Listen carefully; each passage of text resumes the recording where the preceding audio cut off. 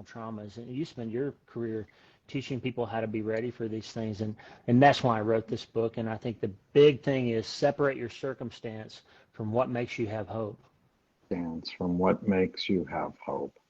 Yeah, there's a phrase my friend Byron Katie says a lot: argue with reality, welcome to hell. And so often when we lose people that are important to us, either when a marriage breaks up or we lose a child, it's like, if only, if only, if only, if only, if only. And when you can't change it, if you argue with it, it just leads to nonstop suffering. That's right. That's right. And I've learned a lot from you about that, and I teach people too. Like, the big thing is, after major trauma, your brain lies to you all the time. And I can tell you, as losing a child, your brain's going to tell you, I should have done this and I should have done that, and is it my fault somehow that these things occur? And you can't fix that. You've got to learn how to think differently about it. And so I talk about things in sort of brain surgery metaphors, because I'm a brain surgeon, so I think that way.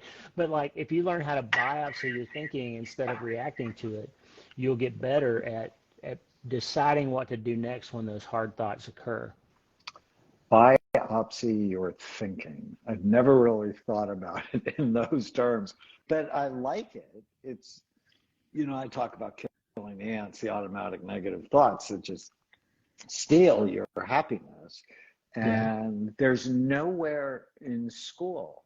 So, both of us, graduated from medical school and went on and did advanced training. Actually, you trained with one of my friends, Joe Maroon. Dr. Maroon. At the University of Pittsburgh, and I just adore him. And, but I was 28 years old in my psychiatric residency when one of the professors said, you have to teach your patients not to believe every stupid thing they think. Yeah. And I'm like, but I believe every stupid thing I think. Like, no one had ever taught me what really should be a basic skill, which is manage your mind. Yep. And if you think of Romans 12:2, be transformed by the renewing of your mind. And most people know that verse, but they don't know the second part of it. Then you can test each thought to see if it fits God's good, perfect, and pleasing will. That's right. And even though your son was taken from you, I mean, none of us really understand or know why that happens. But you can go, do these thoughts of self-recrimination fit God's good, perfect, and pleasing will? And that would be no. That's right. I'm glad you brought scripture into it. That's the way that I build a lot of the things that I hold on to. And another important verse there is 2 Corinthians 10:5, when he says, we take captive every thought. Like, you have to learn how not to let those thoughts run with you.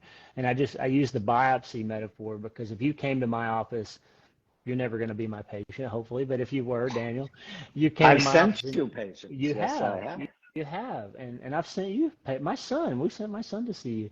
So we have this idea that if you come into my office and you say, hey, I've been having headaches, if the next thing I said was, well, let's go to the operating room and I'll open your head up and look around in there, you would say, time out, shouldn't we do a scan, or shouldn't we do some testing, right? But we do that with our thoughts all the time. We have a thought that pops into our head and it says, I was a bad father, I shouldn't even try to give my other kids advice, I shouldn't try to give my grandkids advice because one of my kids died. That was my only job, was to keep my kids alive. If I ran with that thought, right, then I would invalidate the rest of my life as being a mentor and father and grandfather for my other kids and grandkids.